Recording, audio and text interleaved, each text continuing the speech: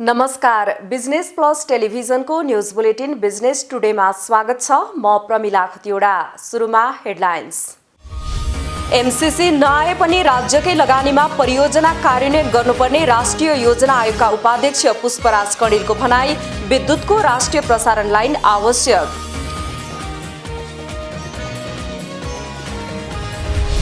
आजबाट corona virus विरुद्धको Covishield खोप लगाउन सुरु। प्रधानमन्त्री केपी शर्मा ओलीद्वारा भर्चुअल माध्यमबाट खोपको शुभारम्भ। 10 दिनभित्र खोप अभियान सम्पन्न गरिने। जाडो बढेसँगै विराटनगरमा मानिसको चहल पहल कम हुँदा व्यापार व्यवसाय प्रभावित। कोरोनाले थलिएको बजार चलायमान हुनै लाग्दा जाडोयाम अर्को समस्या।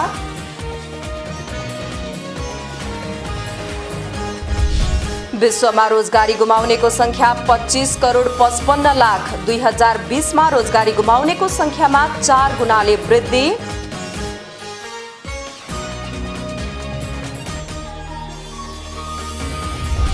र बुधबार सुनको मूल्य घट्यो। प्रतितोला 700 घटेर 92,100 रुपैयाँमा कारोबार।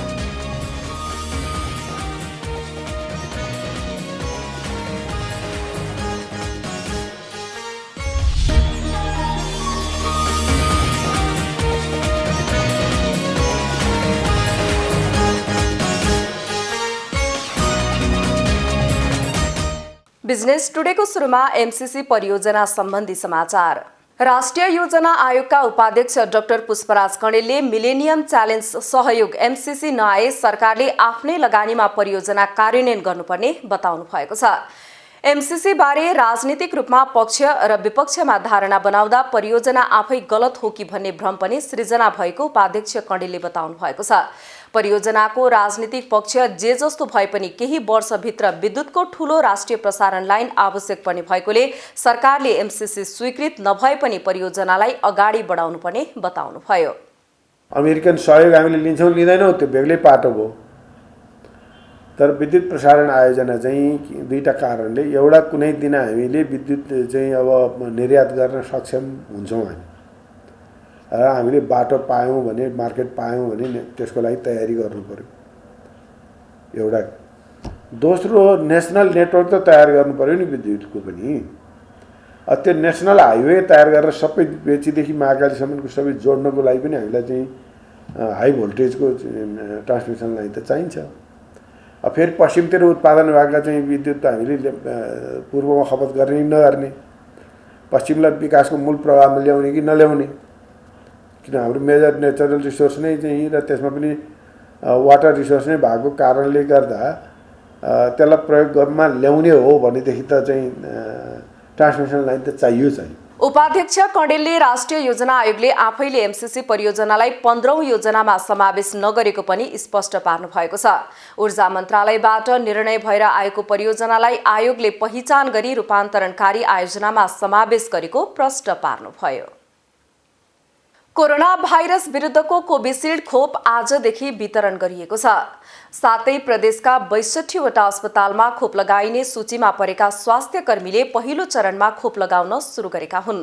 प्रधानमन्त्री केपी शर्मा ओलीले भर्चुअल माध्यमबाट खोपको शुभारम्भ गर्नुभएको छ। खोपको शुभारम्भसँगै समारोहमा सातै प्रदेशमा रहेका 62 अस्पताल र 120 भन्दा बढी खोप केन्द्रबाट सूचीकृत व्यक्तिलाई एकैसाथ खोप दिइनेछ। आजबाट हामीले छोटो तयारीमै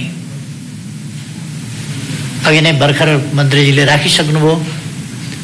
आज 120 जसो स्थानबाट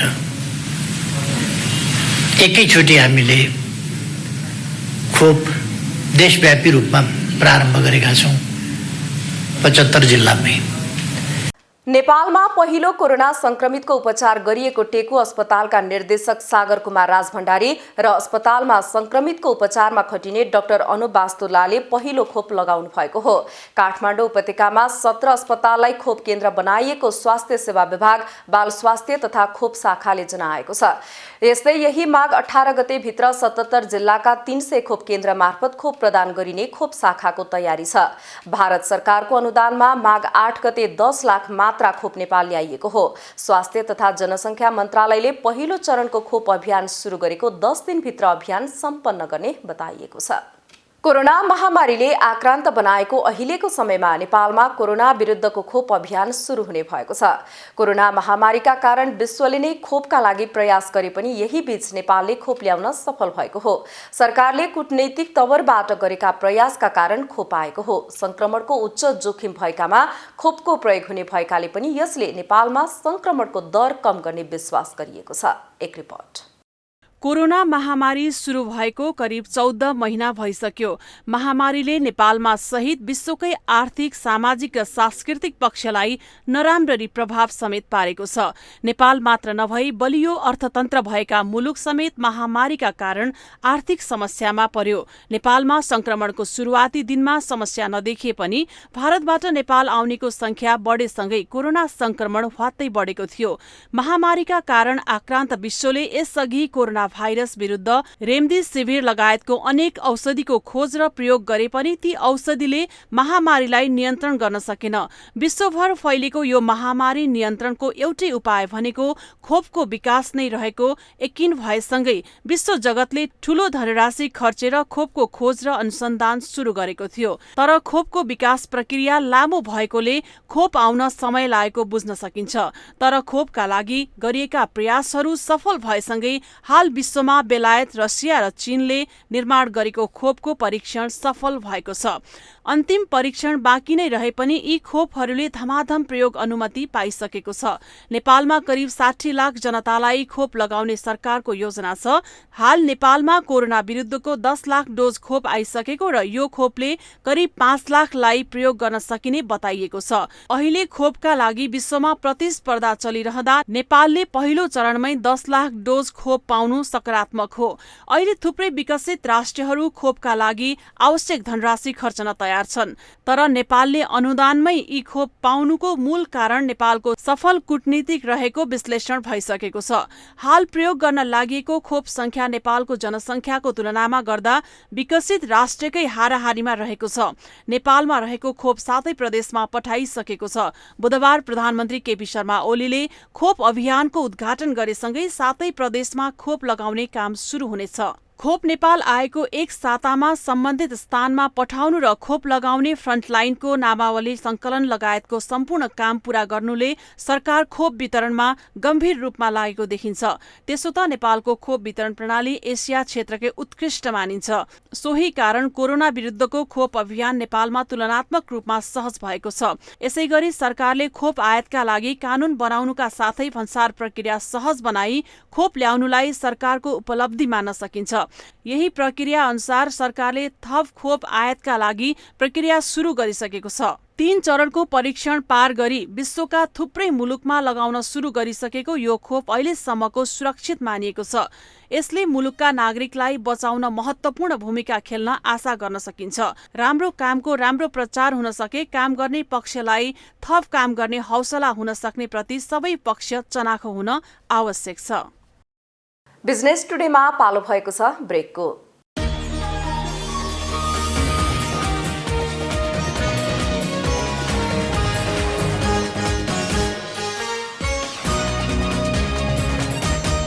बिजनेस टुडेमा पुनः स्वागत छ। अब बाँकी समाचार। सरकारले वैज्ञानिक वन व्यवस्थापन कार्यविधि 2071 खारेज गरेको छ। वन तथा वातावरण मन्त्री प्रेम बहादुर आलीले वैज्ञानिक वनको नाममा अवैध रूपमा रुख कटान रोक्न वैज्ञानिक वन व्यवस्थापन कार्यविधि 2071 खारेज गरिएको जानकारी दिनुभएको हो। बुधबार पत्रकार सम्मेलनमा मन्त्री आलीले माघ 11 गतेको मन्त्री परिषदको बैठकले वैज्ञानिक वन व्यवस्थापन कार्यक्रमलाई खारेज गरेको जानकारी दिनुभएको हो। जसरी विगतमा वैज्ञानिक वनको नाममा जहाँ तपाईको 80वटा प्लट बनाएर वैज्ञानिक वनको नाममा जसरी रुखहरू कटान हुन्थ्यो त्यो विषयमा सम्माननीय प्रधानमन्त्रीज्यूले नै जेठ 15 गते उहाँकै अध्यक्षतामा बसेको मन्त्री परिषदको बैठकले वैज्ञानिक वनमा भएका काठहरू सबै रोक्ने भनेर उहाँले क्याबिनेटबाट निर्णय पनि भएको थियो र अहिले मात्रै अस्ति मात्रै हामीले क्याबिनेटमा प्रस्ताव लाग्दाखेरि यो वैज्ञानिक वन खारिज गर्ने भनेर जुन प्रस्ताव लगेको थियो त्यो चाहिँ पारित पनि भएको छ। त्यसलाई छिटै हामी कहाँ त्यो राजपत्राङ्कमा पनि त्यो प्रकाशित हुनेछ र हरियो वन नेपालको धन कतै पनि यो चाहिँ हरियो वन चाहिँ सकाप नहुने गरी दिगो वन व्यवस्थापन अन्तर्गत हामी कार्ययोजना बनाएर यसलाई कसरी अगाडि बढाउने भन्ने सवालमा पनि मन्त्रालय एकदमै छलफलको क्रममा छ। उहाँले वैज्ञानिक वन कार्यक्रम खारेज भएपछि काठ दाउरा कटान बिक्री वितरण तथा ओसार पसार सम्बन्धमा प्रदेश वन निर्देशनालय मार्फत अनुगमन गरिने बताउनुभयो। कोरोनाले थला परेको व्यापारले बिस्तारै गति लिन थाले पनि चिसो बढेसँगै पुनः व्यापारमा मन्दी छाउन थालेको विराटनगरका व्यापारीहरूले बताएका छन्। चिसो बढेसँगै मानिसको चहल पहल घटेकाले व्यापार व्यवसाय पनि प्रभावित बन्न पुगेका हुन्। एक रिपोर्ट। केही दिन यता अत्याधिक चिसोका कारण विराटनगरका बजारमा चहल पहल घटेको छ। कोरोना महामारीपछि केही बढेको व्यापार चिसोका कारण घटेको व्यापारीहरूको गुनासो छ।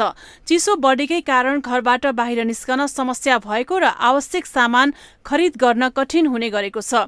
के हुन्छ धेरै 2-3 दिन भयो भने व्यापार चाहिँ उठ्छ, एक दिन भएपछि व्यापार उठ्दैन रहेछ, तर 2-4 दिन चिसो भएपछि व्यापार कस्टमर आउन थाल्छन्। ठिक छ। तराईमा चिसो बढेसँगै किनमेल घटेको हो। कोरोनाकै कारण आय आर्जन कम हुनु र मानिसहरूले रोजगारी गुमाएकै कारण पनि बजार चलायमान हुन सकेको छैन। कोरोनाबाट थलिएका व्यापारीलाई फेरि जाडोको समस्याले व्यापार घट्न थालेपछि चिन्तित छन्। कोरोना पछिको व्यापार राम्रै भएको छ, राम्रो भइरहेको थियो। अलि यो एक हप्ताले अलिकति हुस्सु जाडोले गर्दा अलिकति व्यापार खस्केको हो हैन, तर समग्रमा राम्रो छ। कोरोना पछिको व्यापार राम्रो छ। जाडोले त अब हाम्रो चस्माको लाइन भनेर हाम्रो अब त यो सिजन होइन, जाडोमा त्यति सिजन हुँदैन।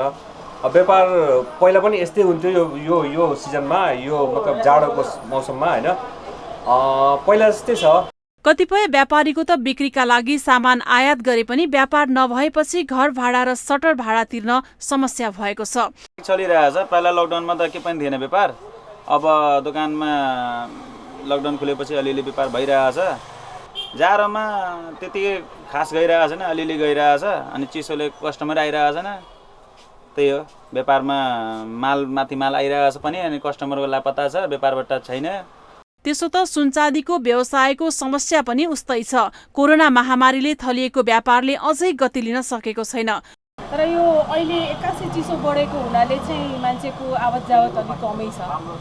लगन राम्रो भएको भए त मार्केटमा रमझम भइ नै हाल्थ्यो, र योपल्ट अलि लगन पनि कमै भएको हुनाले अलि रमझम पनि कम छ। लगातार एक सातादेखि विराटनगर क्षेत्र तथा आसपासमा चिसो बढेसँगै मानिसहरूको चहल पहल घटेको छ। हवाई उडान समेत केही दिन यता प्रभावित बनेको छ। दैनिक चल्ने सवारी साधनमा समेत चाप घटेको र यातायात समेत कम मात्रामा सडकमा गुडेका छन्। क्यामेरा पर्सन डमन नेउपानेका साथमा अभिजाल विष्ट, विराटनगर। पाल्पाको तानसेन नगर प्रवेशका मुख्य सडकहरू फराकिला र चौडा पारिएको छ। तानसेन नगरपालिकाले नगरभित्र पर्ने सिद्धार्थ राजमार्गको तानसेन बासटारी सहायक राजमार्ग तानसेन तमघास सडक खण्डको सामाकोटसम्म विस्तारको कामलाई तीव्रता दिएको हो। एक रिपोर्ट। पाल्पाको तानसेन नगरपालिकाले डिभिजन सडक कार्यालय पाल्पासँग मिलेर नगर प्रवेशका मुख्य सडकहरू चौडा पारिरहेको छ। तानसेन नगरपालिकाले सिद्धार्थ राजमार्गको नयाँ पाटीदेखि बर्तुङसम्म र तानसेन तमघास सडक अन्तर्गत टक्सार चोकदेखि रिब्दीकोट गाउँपालिकाको सिमाना सामाकोटसम्म सडक चौडा बनाएको छ। सिद्धार्थ राजमार्गमा सवारी साधनको बढ्दो चाप बढ्दो दुर्घटनालाई न्यूनीकरण गर्न स्थानीय सरकार र डिभिजन सडक कार्यालयको सहकार्यमा सडक चौडा अभियान थालेको हो। सडकहरू अत्यन्त साँघुरो भएर सदरमुकाम आइज गर्नको लागि अत्यन्त कठिन भएको हुँदाखेरि तानसेन नगरपालिकाले भएका सडकहरूलाई चौडा गरेर अलि यातायातलाई अलिकति सहज गर्ने गरी काम गरेको छ। चौडा गर्ने काम नगरपालिकाले गरेको छ भनेदेखि त्यसलाई चाहिँ व्यवस्थित गर्ने काम नाली र टेवा बर्खाल र त्यसपछि पिच गर्ने काम चाहिँ सडकबाट हुनेछ। यसो गर्दाखेरि 2020-22 सालमा बनेका सडकहरूलाई अहिले चाहिँ चौडा गर्दाखेरि उपभोक्ताहरू यातायातका साधन गरिने यात्रीहरू सबैलाई चाहिँ त्यति खुसी महसुस गरेका छौँ। तानसेनदेखि सामाकोट सीमासम्मको सडकलाई दोब्बर चौडा बनाइँदैछ भने नयाँ पाटीदेखि होलाङ्दीसम्मको 8 मिटरको सडक अब 15 मिटरको बन्नेछ। नगरपालिकाले तानसेनदेखि नयाँ पाटीसम्म 79,97,243 रुपैयाँ तथा टक्सार चोक रिब्दीकोट गाउँपालिकाको सिमाना सामाकोटसम्म तमघास सडक खण्डमा 1 करोड बजेट विनियोजन गरिएको छ। यो एक लेन 1 लेनको मात्रै सडक भएको हुनाले यसलाई 2 लेन बनाउने कार्यको लागि पनि नगरपालिकाबाट 1 करोड रुपियाँ विनियोजन गरिएको थियो। सोही अनुसार बाटो 8 देखि 10 मिटर चौडाइ हुने गरी खन्ने काम नगरपालिकाबाट भएको र सँगसँगै वर्तनदेखि नयाँपाटी जुन सहमति सडक कार्यालयसँग भएको थियो त्यस सडकमा पनि माटो खन्ने काम नगरपालिकाबाट हुने र बाँकी स्तर उन्नति गर्ने काम सडक डिभिजनबाट हुने गरी समझदारी गरी अगाडि बढिएको हो। नगरपालिकाले सडक कटान गर्ने र सडक डिभिजनले नाली तथा कालोपत्र गर्ने गरी काम प्रारम्भ भएको हो। कालोपत्रे तथा टेवा पर्खालको जिम्मा पाएको डिभिजन सडक पाल्पाले करिब 8 करोडको ठेक्का सम्पन्न भई आगामी आर्थिक वर्षसम्म निर्माण सम्पन्न हुने जनाएको छ। तानसेन नगरपालिका र सडक डिभिजन पाल्पा मिलेर सडक चौडा पार्ने काम गर्यो। पोहोर पनि भएको थियो। लगभग ढुङ्गा खानीदेखि भैरवस्थानमा पुग्दै त्यो नगरपालिकाको एरियासम्म लगभग 5 किलोमिटर सडक चौडा पार्ने काम नगरपालिकाले गर्यो भने त्यो भैरवस्थान रेब्दीकोट गाउँपालिका एरियामा भैरवस्थानसम्म हामी सडक डिभिजनले चौडा पार्ने काम गरेका छौँ र यसपालि टेवा पर्खाल नाली बनाउने काम भइरहेको छ अनि केही भागमा कालोपत्रे गर्ने काम समेत भइरहेको छ। सडक विस्तारसँगै सवारी दुर्घटनामा कमी आउनुका साथै तानसेनको सुगमता र सुन्दरतामा समेत वृद्धि हुने अपेक्षा गरिएको छ। यो आयोजनापछि तानसेन प्रवेश गर्ने करिब 10 किलोमिटर सडक चौडा र व्यवस्थित बन्नेछ। पाल्पा सहकर्मी प्रकाश नेपालको सहयोगमा जिल्ला ब्युरो। बिजनेस टुडेमा पालो भएको छ ब्रेकको।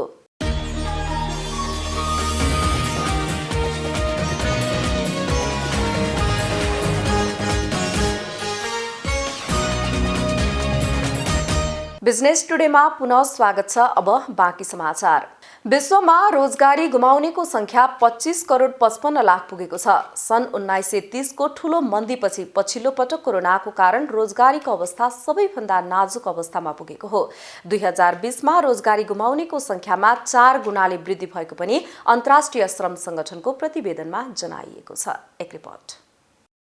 विश्वव्यापी रूपमा फैलिएको कोरोना महामारीका कारण सन् 2020 मा ठूलो जनशक्तिले रोजगारी गुमाएको छ। संयुक्त राष्ट्र संघले जेनेभामा जारी गरेको विज्ञप्ति अनुसार कोरोनाबाट विश्वका विभिन्न भागमा रोजगारी गुमाउनेको संख्या 25 करोड 55 लाख पुगेको छ। संयुक्त राष्ट्र संघीय श्रम संगठनले गरेको नयाँ अध्ययन अनुसार सन् 2019 को चौथो त्रैमासिकको दाँजोमा सन् 2020 मा विश्वव्यापी रूपमा 8.8% काम गर्ने अवधि कम भएको जनाइएको छ। सन् 2009 को विश्वव्यापी वित्तीय संगठनको बेलामा भन्दा सन् 2020 मा रोजगारी गुमाउनेको संख्यामा 4 गुणाले वृद्धि भएको पनि अन्तर्राष्ट्रिय श्रम संगठनको प्रतिवेदनमा जनाइएको छ। अन्तर्राष्ट्रिय श्रम संगठनका प्रमुख गाई राइडरले पत्रकारहरूसँग कुराकानी गर्दै सन् 1930 को ठूलो मन्दीपछि गत वर्ष रोजगारीको अवस्था सबैभन्दा नाजुक अवस्थामा पुगेको बताउनुभयो।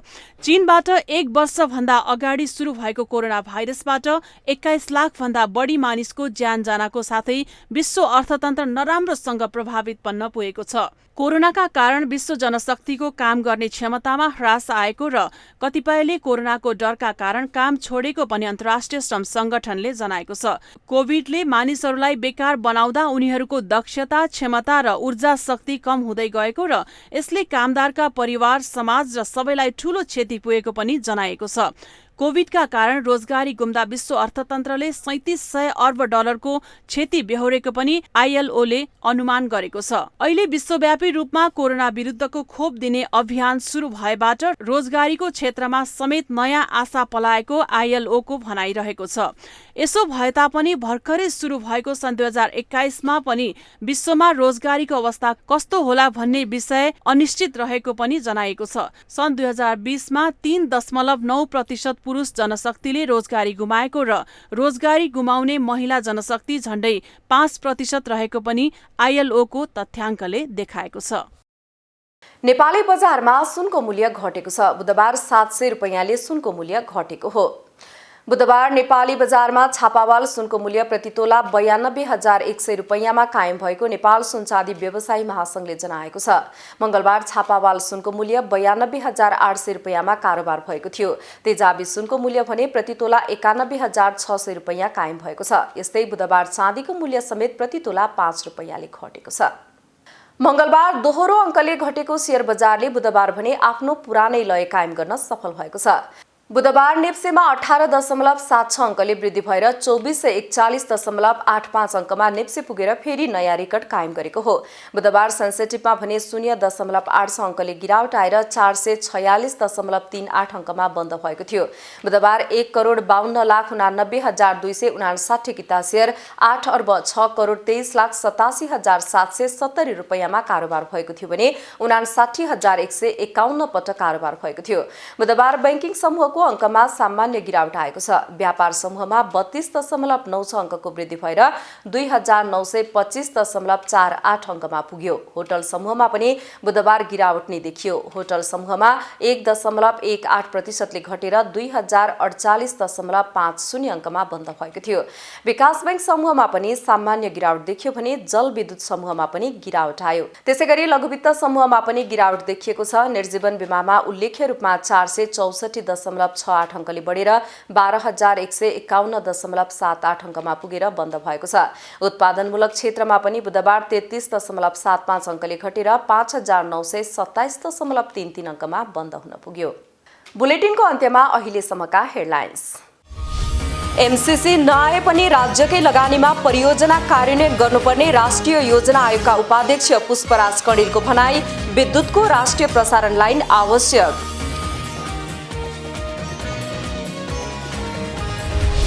आजबाट कोरोना भाइरस विरुद्धको कोभिसिल्ड खोप लगाउन सुरु। प्रधानमन्त्री केपी शर्मा ओलीद्वारा भर्चुअल माध्यमबाट खोपको शुभारम्भ। 10 दिनभित्र खोप अभियान सम्पन्न गरिने। जाडो बढेसँगै विराटनगरमा मानिसको चहल पहल कम हुँदा व्यापार व्यवसाय प्रभावित। कोरोनाले थलिएको बजार चलायमान हुनै लाग्दा जाडोयाम अर्को समस्या।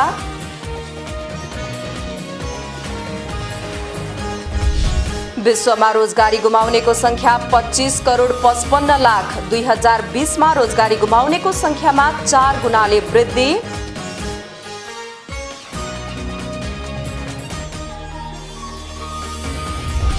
र बुधबार सुनको मूल्य घट्यो। प्रति तोला 700 घटेर 92,100 रुपैयाँमा कारोबार।